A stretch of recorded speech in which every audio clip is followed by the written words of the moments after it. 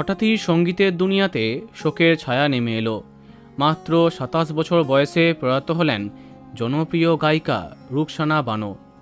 উড়িষ্যার সঙ্গীতের জগতে অন্যতম বিখ্যাত নাম রুকসানা। একাধারে অসংখ্য জনপ্রিয় গানে তাকে পেয়েছে দর্শক।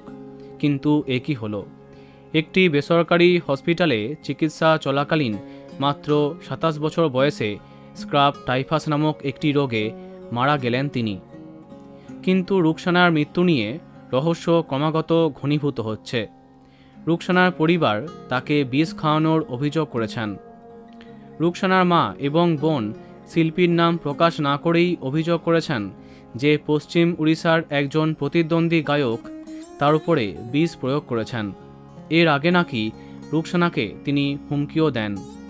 পরিবার সূত্রে খবর, ১৫ দিন আগে শুটিং চলাকালীন জুস পান করে তিনি অসুস্থ হয়ে পড়েন।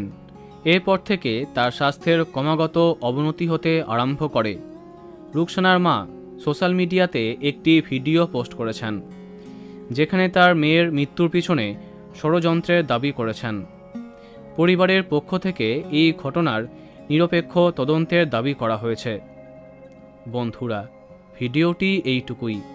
বিনোদন জগতের অন্যান্য আরও খবর পেতে সাবস্ক্রাইব কারেন্ট পজ। ধন্যবাদ।